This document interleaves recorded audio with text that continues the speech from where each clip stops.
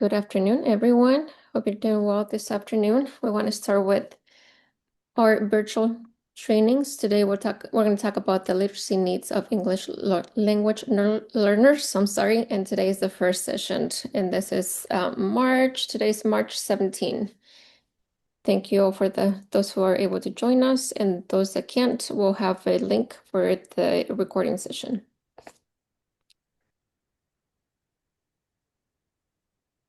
Thank you, everyone. And I want to make a note real quick. This will be like a conversation, so feel free to have a conversation. If you have any questions, just jump in. I want this to be interactive. We're going to cover English learners demographics, how to assess the mindset, understand literacy challenges faced by multilingual learners, and literacy needs and strategies. And I want to have a volunteer and see if somebody can read this for us. I know we have somebody in the chat that can try to read this for us.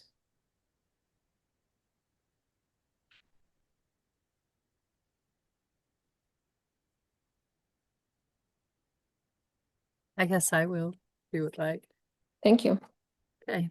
The Maritans migrated toward the Solera Valley during periods of extreme climatic fluctuation. This migration allowed the species to maintain thermic balance and locate sustainable nutrient sources within the ecosystem. Thank you for reading that for us. Who can tell me what is happening in the paragraph?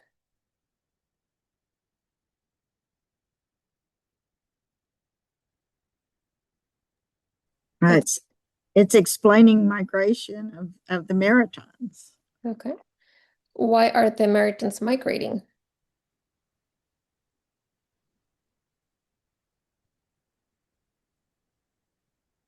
Can we look at the paragraph again? Yes, we can't. And what also think about what helped them survive.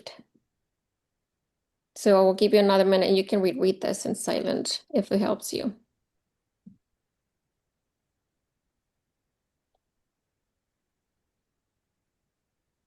They were trying to find nutrition and get to a climate where they could sustain their lives.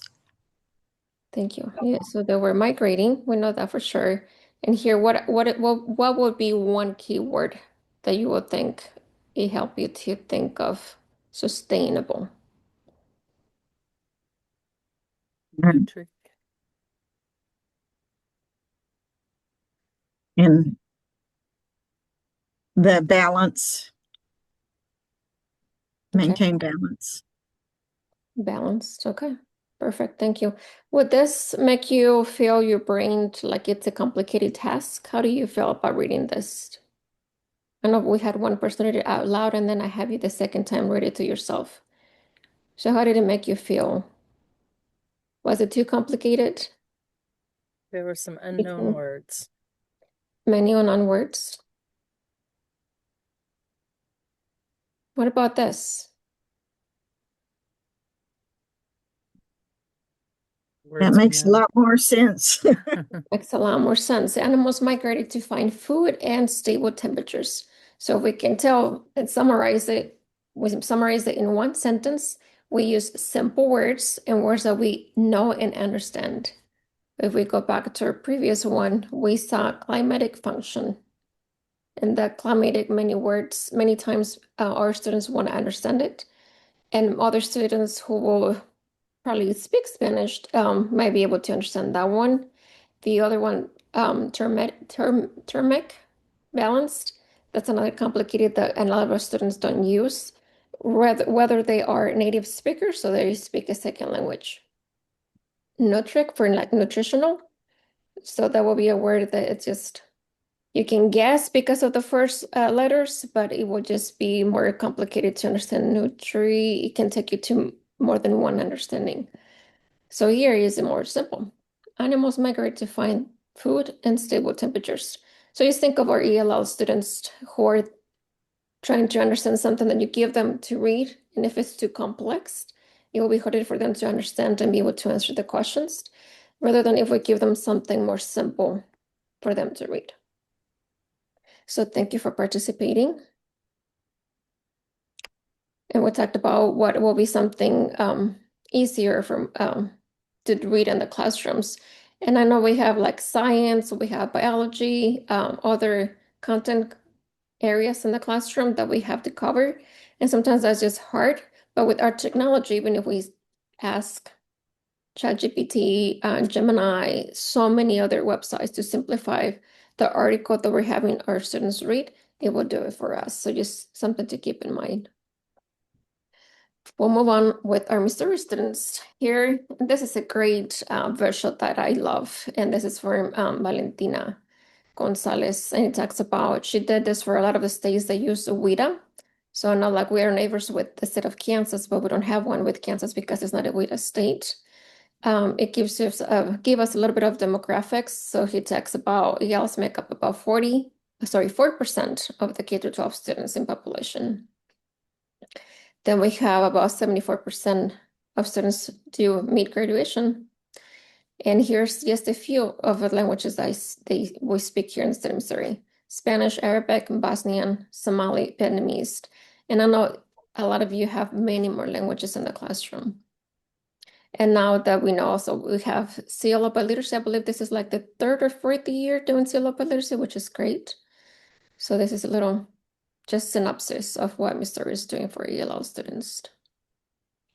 Here's the numbers of ELL students that have grown. I know we have until 2022, we're missing the 24 numbers, but they keep growing. I know even our director, Cami, mentioned last week that she still have received a couple of newcomer enrollment for new students, so another numbers keep growing.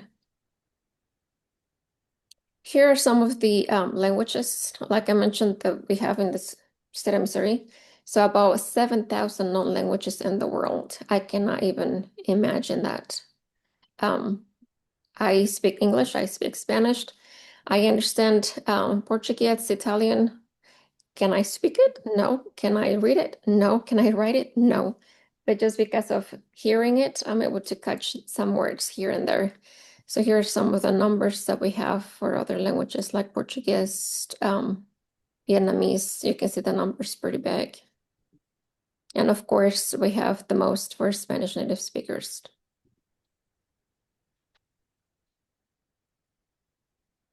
Top languages.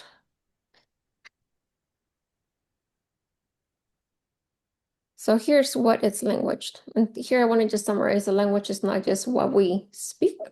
So language is a code made up for rules that define what words mean, when they use certain words, and how to put words together. And this reminds me of letters. I don't know if anybody of you are doing letters training like semantics, pragmatics, and syntax. So we talked about arbitrary, social agreed, open, and learned behavior. Here are some also key points for literacy instruction. And one that it stands out to me the most is number 3. Teaching should be intentional, not incidental. What do you guys understand by that?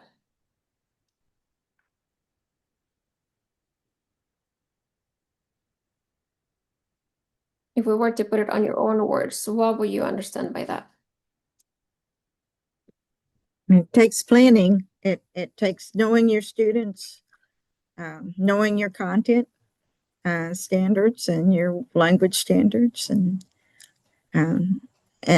planning instead of just kids are not cookie cutters. We have to think about what's going to help them, and what sometimes we can ask them that too. Yes.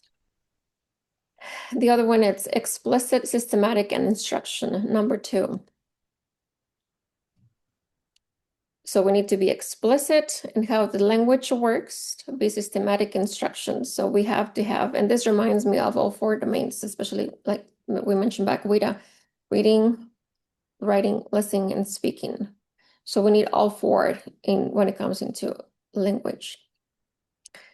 And then we'll jump into, there's a huge one for me, build background knowledge and content knowledge through literacy. I feel like knowing our students' background knowledge or where they are, where we can meet them on their academic language makes a huge difference rather than jumping around.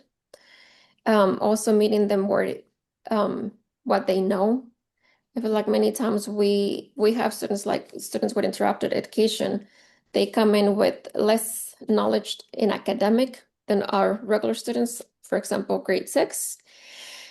But if we are to meet them somewhere where they know, or like if we make the connection with the sport, if we make the connection with their country, we're building on that background knowledge and we're interacting. So we make that intentional while we're teaching them, and we get more from them than just them sitting in the desk trying to put together what they know.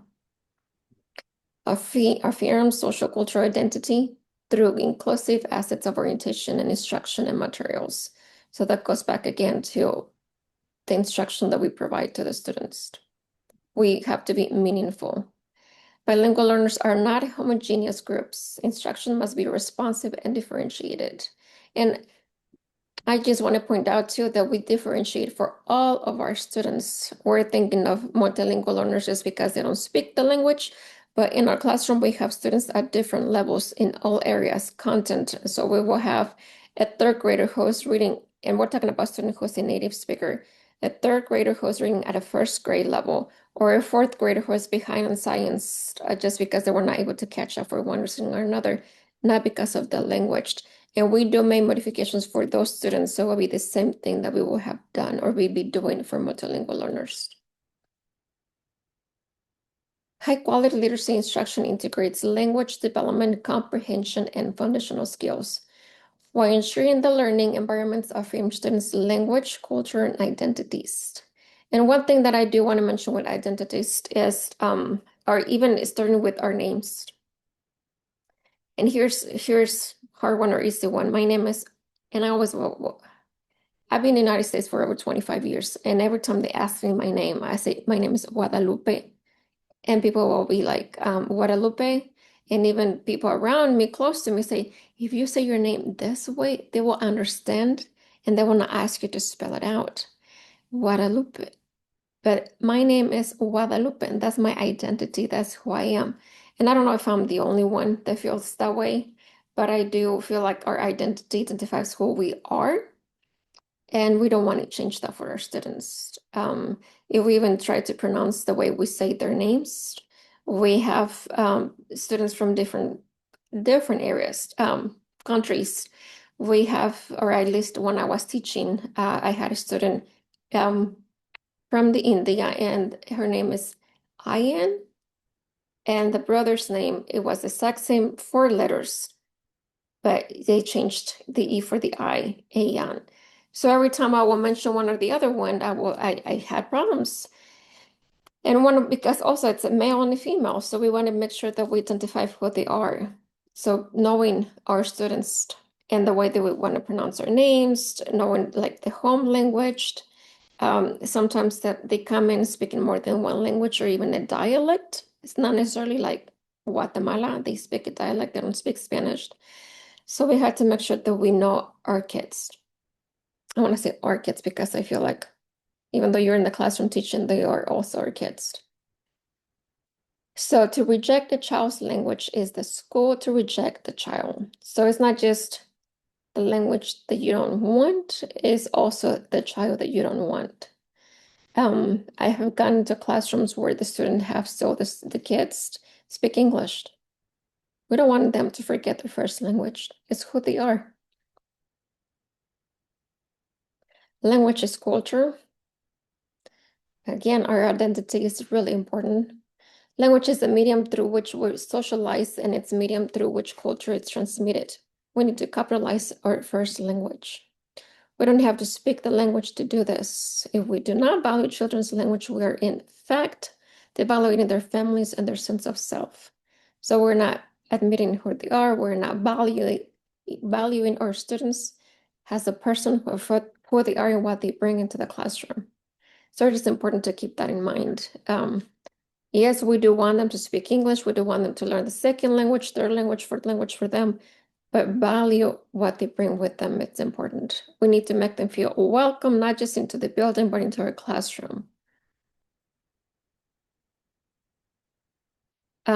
And this, it's one that it stands out to me a lot. And I will mention that just because it's one that I grew up personally with. It comes from K-State. It's biography-driven instruction, and it's always referring back to what the kid brings with them to the classroom. So every child arrives with funds of knowledge. And I will refer back to myself. When I came to the United States, I knew about math. I have heard math. As a matter of fact, I loved math back in the day. I came here, but when you are taught in a different place, they taught me math to do it on my head. I was not allowed to use a calculator. So when I come here to the United States, they gave me the same problem. Oh, that's easy. I can do this. I wrote the answer, but when I turned in my assignment and I got it back, I got an F. I'm comparing my answers to my neighbor, and we have the same answers. Why do I have an F and why do he has an A? It's because I didn't explain the problem.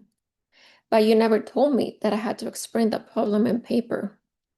If you know that I'm giving you the right answer, why don't you come to me as a teacher and tell me, I expect you to do the process or show me how to do the process in the way that you do it here because we come from a different place and I'm giving you what I know from my background knowledge, from what I'm bringing with me as a student.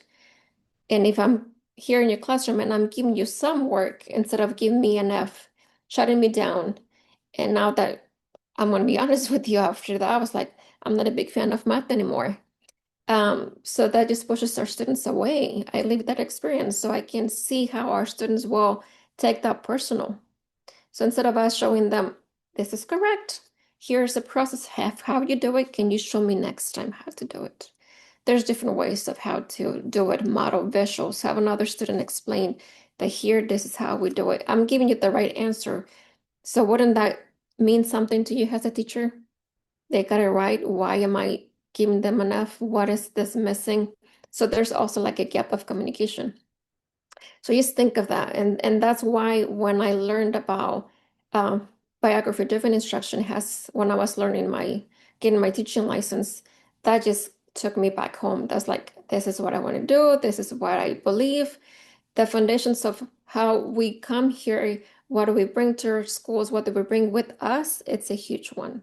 So literacy, I know how to read and write in my home language.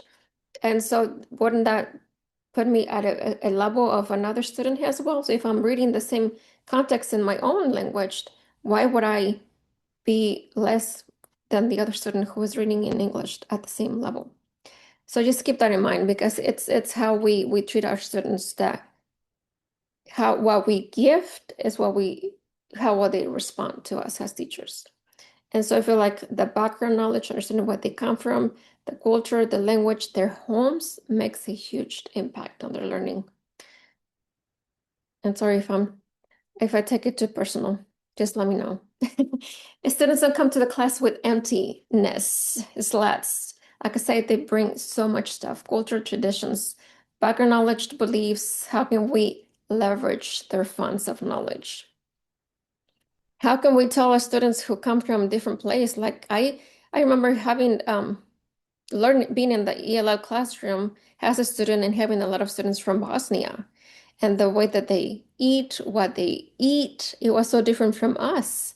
I remember having a student who Mexican, right? So we are known for liking spicy. Well, this student from Bosnia comes in with some kind of a dish. Hey, you want to try? And believe me, we didn't speak the same language. I was a student. I didn't speak Bosnian. She didn't speak Spanish. But she shared the food with me, just spicy. I tried it. I was like, my spicy level was like a 2 compared to her spicy level. And it just blew my mind. And so it's just how we interact. That didn't limit us as the students, and not communicating. She learned from me and I learned from her. And it was nice. It was fun. We'll move on to more phonology. Consists of the sounds of language. I'm going to bring you this another one. Language is learning a social process. And it's accepted in 6 months of age. Babies are able to distinguish, produce, and every sound in every language in the world. And I want to tell you here right now, the way we pronounce the words, the way we hear the words, it makes a huge difference. The way we hear other people speak the language makes a huge difference. So all the phonemes that we put together, it's the way we want to learn. So right now here we have in the United States 44 phonemes, 44 different sounds. I mean, I wouldn't say German just because of the way they talk so strong and the way they move their mouths. They have way more, and sure enough, they have 45. If you can see here, I'll say Hawaiian 13. I'm surprised. The vowels, and you can see in German the sounds of the vowels is 20, so it's pretty close to the United States. I believe it's like 20. It's in the 20s too. I took the letters training, and I think it was like 29 for the vowels, so that's pretty close. Here's language transference. So how do you say Merry Christmas in Hawaiian? Anybody wants to try? You know, it's like if I were to be me reading from a second language learner, I would read probably like mele, kalikam, kalimaka. And I don't know if I'm saying it correct. But here again, I'm reading mele because the E in Spanish makes the E sound. And so my first language is Spanish, so I'm reading like mele. We have, of course, native speakers here. How will you read the first word? Mele or mili? If you were to read it. Because even here we have how the way it says melee, but I don't see like the I or the Y sound.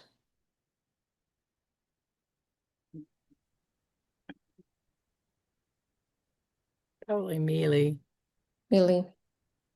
See. Thank you. And then we have for Korean. Here I have no clue because what I see, it's if you were to give me just this Merry Christmas, and when I will look at it, I'm looking at numbers. I see like a 0 and 11, probably like a 2. I mean I see symbols, but I don't see letters. And that's just because of the way that they write. And it says the way they pronounce is Meriki Risuamesue.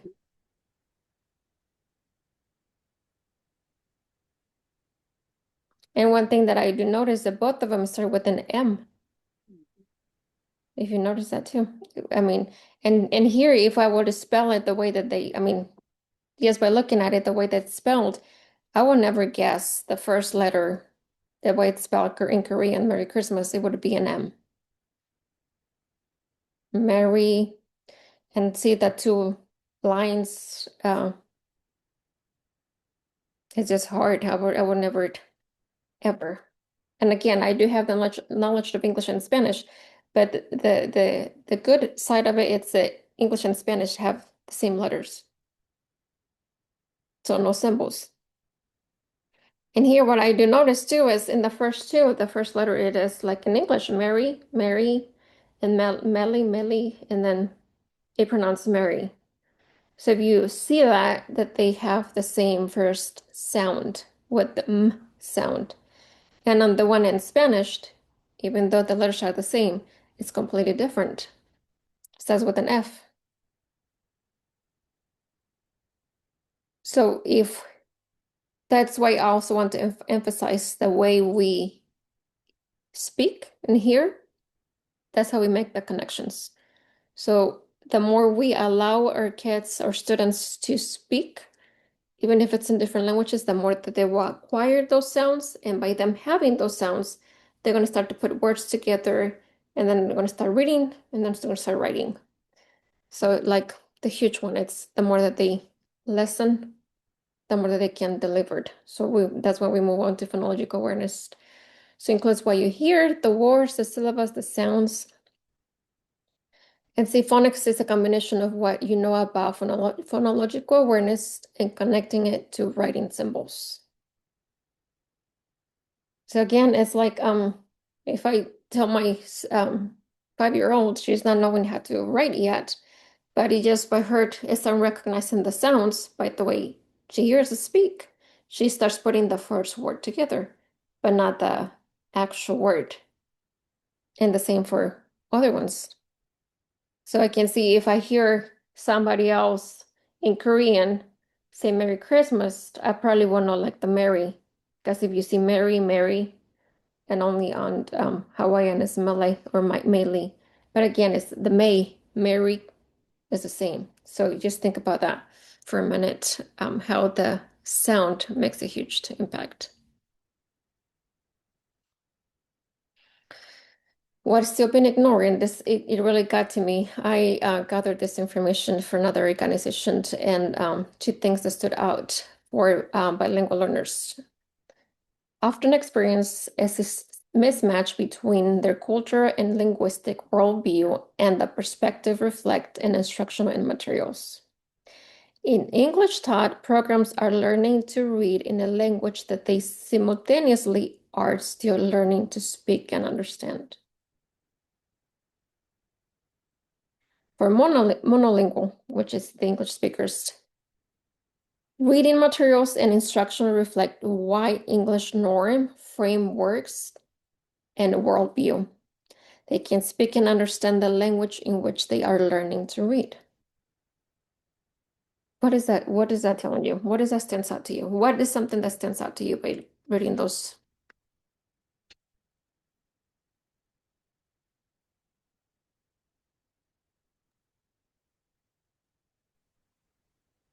The materials that we use are geared to the English speakers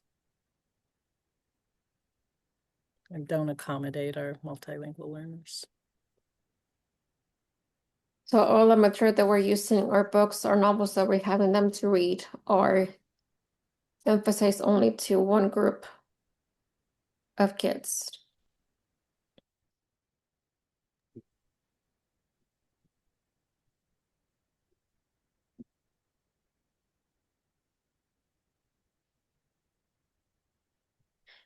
And here's where we are questioning ourselves, like the OI, the sounds. If the boys enter to pet store and their mother voice ring in their heads, that's what they'd be hearing.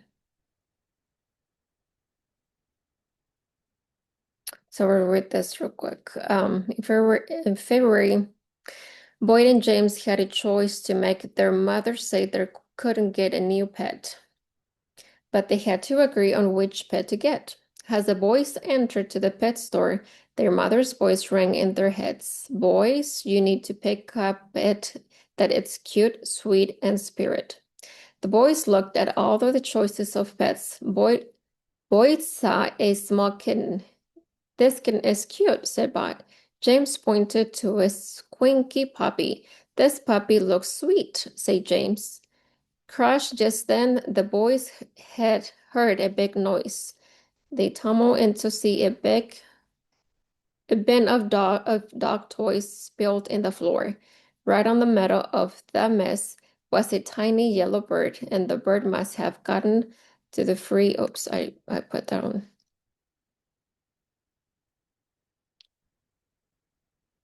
I won't be able to finish reading, I'm sorry. But here the point is I moved that to fly in later, but it didn't. The words that they're hearing, it's what they're saying with them.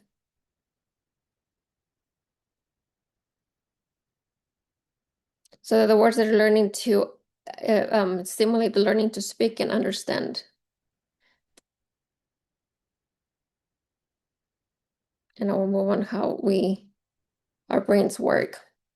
So reading, like I mentioned earlier, we talked about the importance of the reading because it goes all together, listening, speaking, and writing. So reading also made up one of rules involving the process of looking at a series of writing symbols and getting meaning from them. Reading and writing are acquired skills for which the human brain is not yet fully evolved. Reading must be explicit, taught, and learning to read is a process that begins with oral language development. And again, we go back to the oral language. And I do want to keep emphasizing on how the importance of oral language. If we are able to get the oral language in our brains, we're going to be able to do delivered of the writing and the reading. Yeah, I know the reading comes next, and then the last will be the writing, putting the words together. The foundational skills. So the letters of ELLs comes with proficiency students. Foundational skills plus comprehensive English language development instruction and content language. ELs must learn to read and write in English while learning to speak and understand. So they're learning all four at the same time, and that is not talking about the content. So we are learning the language and we're adding the content. Like I mentioned a minute ago, we talked about math. The math that I was doing, it was on the grade level. I was in middle school, that would have been 8th grade. And the math that I brought with me, I learned that back in 3rd grade. So when I say there was a little bit of gap, because the math that I learned back in 3rd grade is what they were doing here in 8th grade. And so when I came into the math classroom, that was like, oh, I got this because it's so easy. And so I was missing the language, but I had the content. And then both in science and biology, because with biology back then, they also make us memorize the periodic table, the symbols. So when I got to the science table and doing the experiments and mixing things, I was like, oh, I got this. I had the content, but I missed the language. That's why I feel like the importance of the visuals, the oral, makes a huge connection in our brain. So if I see it and I hear it, because I do have a knowledge of a first language, I can make the connection to the content. And so many times we think as teachers that our ELL students won't be getting the content because they're lacking the language.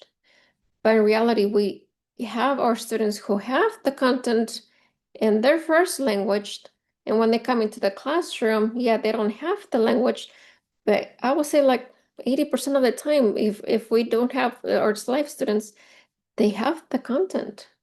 So when we do the scaffolding for them in the classroom and we modify, they're going to be able to show us what they actually do have because they do know it. Words of cautions. And here's the one that stands out to me a lot because I have heard this in more than one classroom.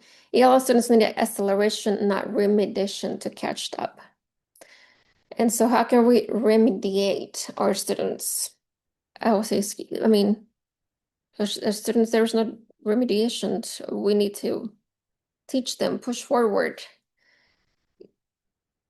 And it's just like, I feel like a lot of our teachers get stuck in there. How do we remediate this? How do we fix this? And I feel like that's not where teachers should be stuck. It's just like, you keep moving with all of your kids, not just the ELL or multilingual learners. You keep teaching them at all levels. There's no remediation. There needs to be pushed of how do we move them all forward. So I feel like many times the way we think when we have our ELL students, it's not like feel like you have to recreate a whole new lesson plan for them. Feel like you are creating a whole new wheel that's already there for you. All you have to do is a scaffold, make little modifications here and there for our ELL students. Because remember, I would say 80, I don't have the statistics, but if I were to be able to do a research, I want to say probably 80, if not more, % of our ELL students have the content in their first language. Language has always been someone else's mouth before it can come out of ours.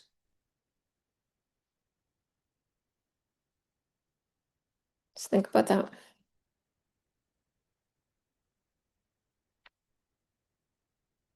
So here's a couple of things that I do like to read, and I was going to mention that a minute back. I have 2 kids of my own. I speak Spanish to them, and the sound, I do have them do a lot of tongue twisters. Because so today I have a 8-year-old and a 5-year-old, and they do grow up in a home they speak Spanish, but there are words that they cannot say correctly in Spanish. And it's because they're not growing up in Mexico or in other places where they speak Spanish and they hear the way there should be sound. Their mouth, it's not move or the way or built the way that they should be. I practice with them many of those words like ferrocarril. Both of my kids can't say it. We have talked about, hey, there's the or when we say too expensive, this está caro. They're okay with that. And then when I go and say, there's the car coming, el carro. Eh? Caro? No, because if you don't say it correctly, it makes a different meaning. Caro with one R, it's expensive, and carro with the two R's, and the way this sounds, it's a car. So I do a lot of tongue twisters with my own kids. And again, they are growing up in a home that they speak Spanish, but because they're not born in Mexico or another place that speak Spanish, the way that they delivered their pronunciation, it's not the same as a native, an actual person who grew up in the country. So I will be assuming it will be the same for other languages. And in English, my 5-year-old, it's barely starting to speak up. And if you hear her talk, she has an accent. My boy has gotten better, but my girl who's barely speaking English has an accent in Spanish. I do have an accent, and she is a strong accent I mean, I'm 40, so that I don't know if that's ever going to change. But right now I know that my 5-year-old has it and I can hear it. And I know it will change because she's born here. She's all her life has been here. But because I don't allow them to speak or watch TV or anything in other than Spanish, it's taking them a little longer to catch to it. But eventually they will. So here are the things that I do like them to do. Like I said, songs. They do play a lot of songs, and we're starting to read in Spanish. Here's the other thing too, when they send like homework, we do it in Spanish.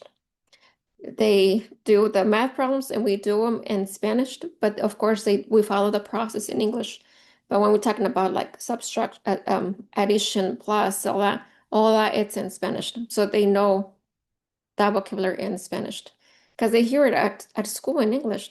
But I also want them to have that background knowledge vocabulary in their first language. So when we're talking about additions, and I'd say it in Spanish, they know.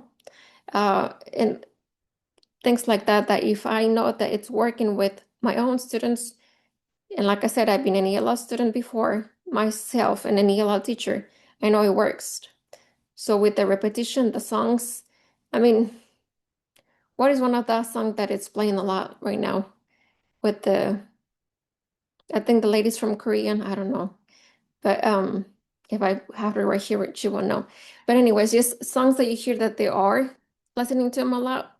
I remember when I was in the classroom, I will allow each student one day to pick, they have the playlist of music. And we had music and they can play music. It was just in English so that they can listen to it, but they will pick their own songs. So each student had one day and they have the playlist and they will play music in the background whenever we had small activities to do. So we can make it fun. So the more that they hear the repetition of the sounds, the better. Whatever you can create in your classroom. And again, it's not like there's going to be all loud, I mean, to the other classroom, but within your classroom area. And here we'll talk about the positive transfers for language. One thing that stays with me too is the letter E. And again, both of my kids, they still until today get it confused. The E because it's the I, and the I is the E in Spanish, and the E is the EI in English.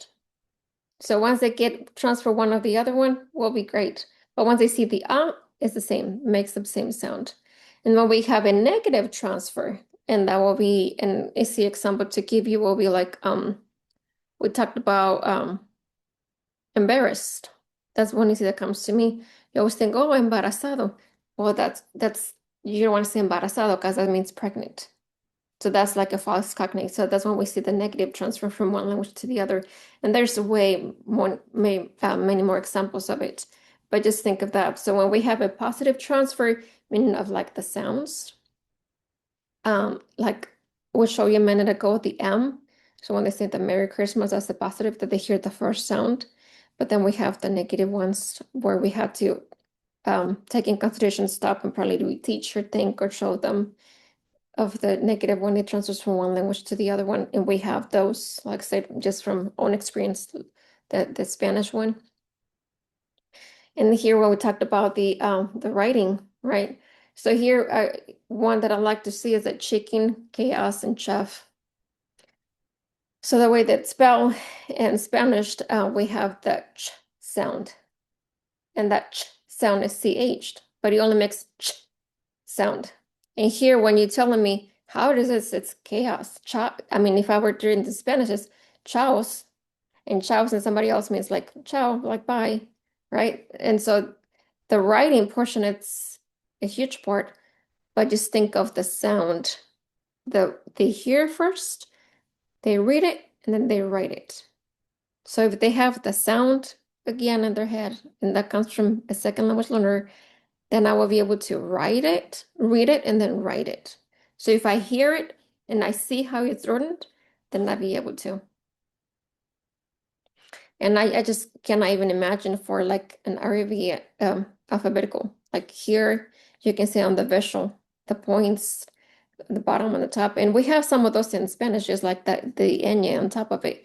But it's just that and the accents, and that's it. And that's just an easy rule that you learned, like the ION and the words, the O always has an accent.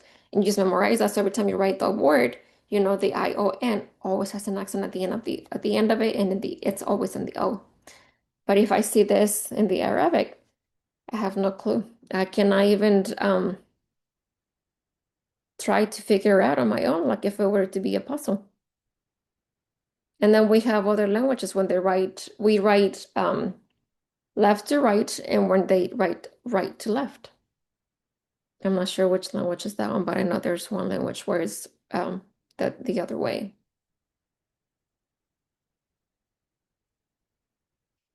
So once again, and if you can tell here, there's a lot of for the circles in each graph represents the entire syllable. And I remember one of our masters, she's taking a class in a different language. She mentioned that at one point, once you start putting the words together, the vowels start to diminish. Like you don't need the vowels anymore. Right? So if I were to do that in Spanish, it would change the whole meaning of the word. I need the vowels. And so it's like, how do I know when though I don't need the vowel? And in English, we always need them. What research said, there's a high risk of isolation phonics instruction can result in students who are able to decode or write in English but are unable to comprehend what they read or read fluent and grasp the broader meaning of a story and content area text. He also benefited from English language development and literacy learning activities. So always have them do some kind of a reading activity, and many times even do the echo reading. I know that when I did my practicum in second grade, they loved it. Well, read, and now we have two students read, and then now we have a group of 5 read. And so I know that, like, I know that sounds like the echo reading. There's one activity also for the echo reading if you guys have done that in your classroom.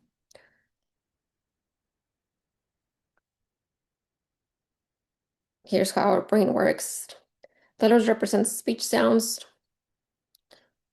And then we have all the front and the back and I learned this in letters as well. So if you guys haven't taken the letters training, it explains to you how our frontal, and they do this little sample of your hand and make you think about it. So it's pretty good visual, especially for us that are visual learners, where the speech, where the language comprehension comes. And I will move a little faster because I know we're running short on time. And so here's a quick visual, same cup. It is the same cup, right? But you just see it in different ways. It's the same letter. And until today, I'm telling you, my kindergartner, she still gets confused the B and the D and the P for the Q. And the 9 for the 6. And the 7 is still coming the other way. So here's how you make them repetition, visuals, see it, hear it.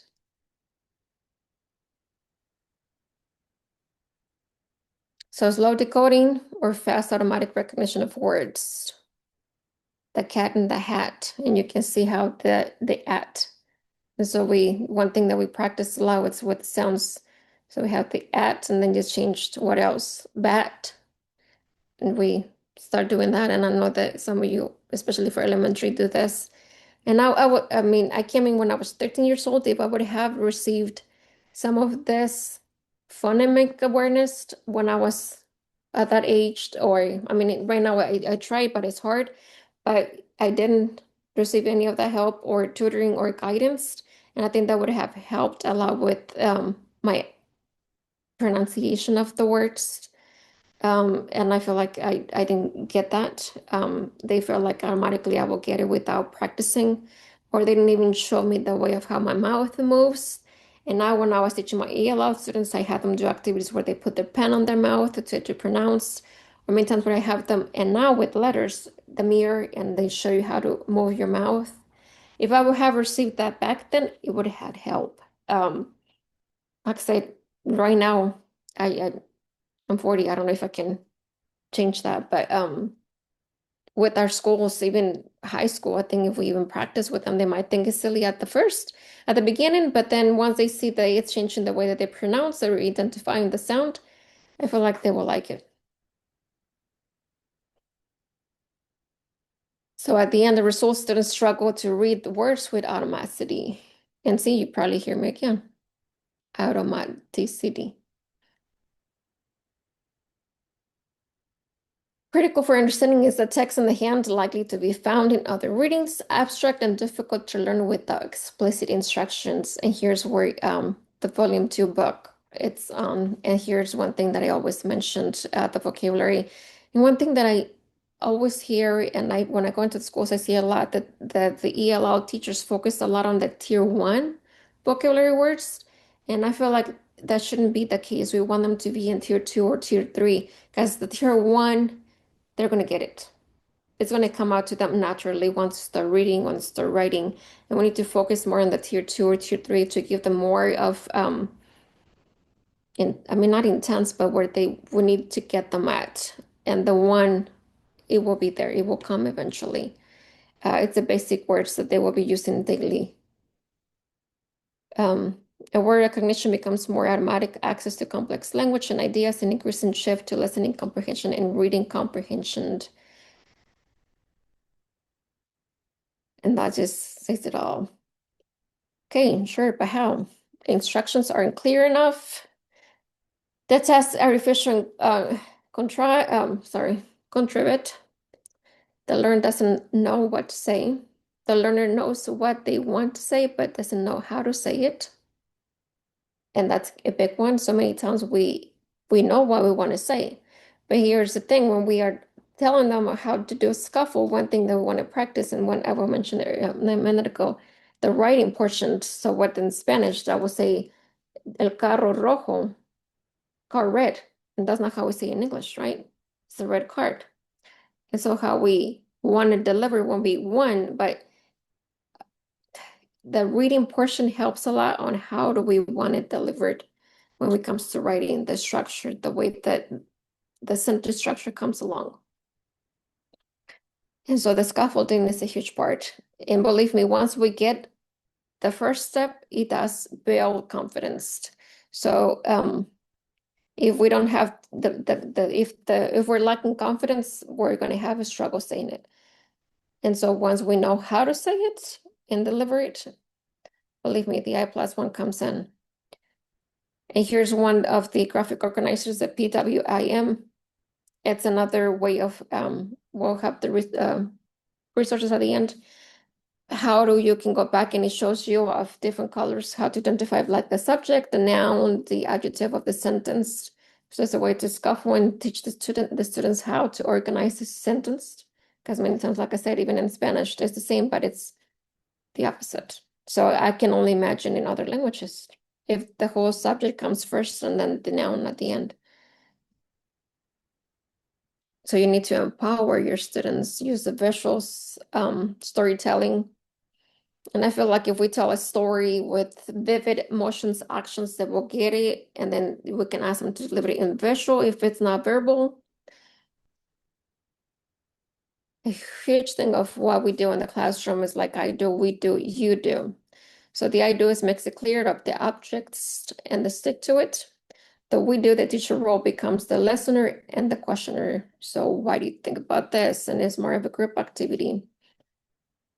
That you do is don't be afraid to push your students to be independent. And I always tell this to my teachers in schools, make your students be accountable for their learning. Set expectations for them.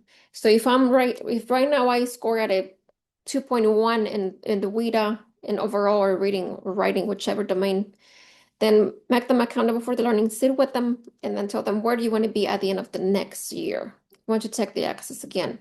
Where do you want to be at? What score do you want to get? And tell them, okay, what do we need to do to meet that goal? The students should know where they are at and where they want to be at. We all do. The teacher clarifies confusions and provides support. Feel like we have to make sure that we let students know that we are there for them. We talked about the activities, the small groups, the collaboration, but at the end of the day, it's all together. It's we all are teacher and student and whole body within the school. And here I won't go through them, but you will have access to the presentation. There's a couple of things of what you can do with different activities. And if you guys haven't gone back with I know carousel, but there's a lot of activities of what I do, we do, you do for all, for listening, for speaking, um, reading and writing. And here's like I know we have like a small graph organizers. Here's how you do the graphic organizers, the partner reading. And so it's things that you already actually do within your classroom, within your lesson plans that you put together. So it's just identifying them and you know that you're doing them.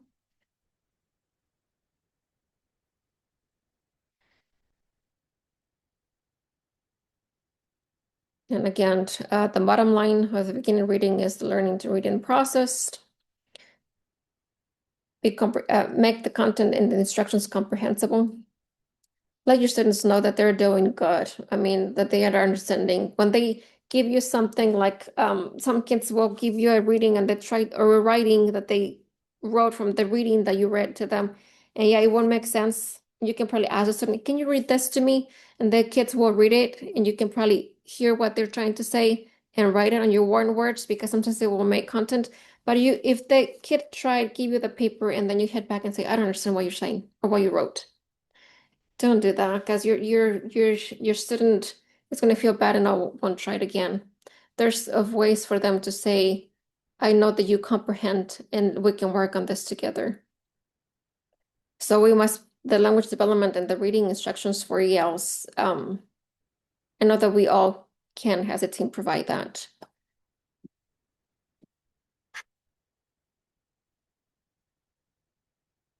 And here again, we talked about that tier 1 vocabulary words. Again, I feel like we need to push for tier 2 or tier 3. And to conclude, what small changes will you make in your instruction tomorrow to support your students' literacy development? What will be something that you would like to go back to your classroom and say, I want to do this tomorrow?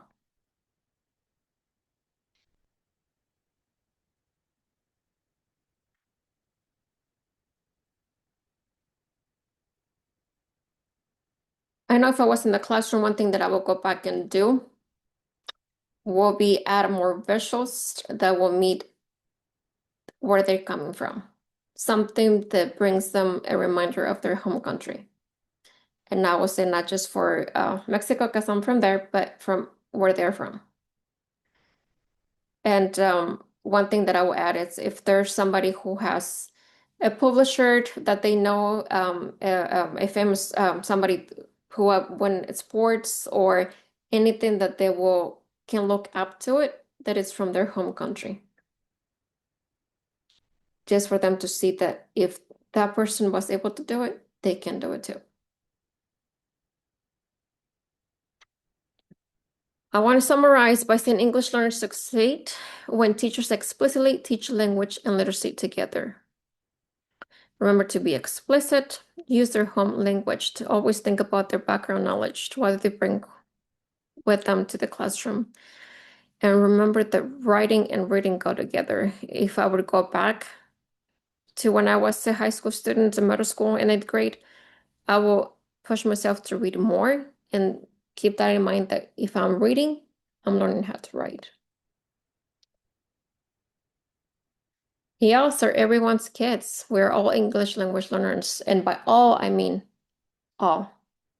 Even if you are only monolingual student, we are all language learners. And I know that there's a little book that talks about how your brain learns to read for students. I would strongly recommend to get that book and read it for yourself and for the kids. Here are some websites for resources that you guys can go back and look. Here are some other resources. And I want to say thank you for your time. I hope this was helpful, and I know I can probably talk a lot and be probably more, I don't know, I just feel like I want other teachers to know that we have a lot to bring to that table, and I don't want them to see us as a burden at the end, because I feel like we learn from our students and students learn from us. So thank you and have a great day.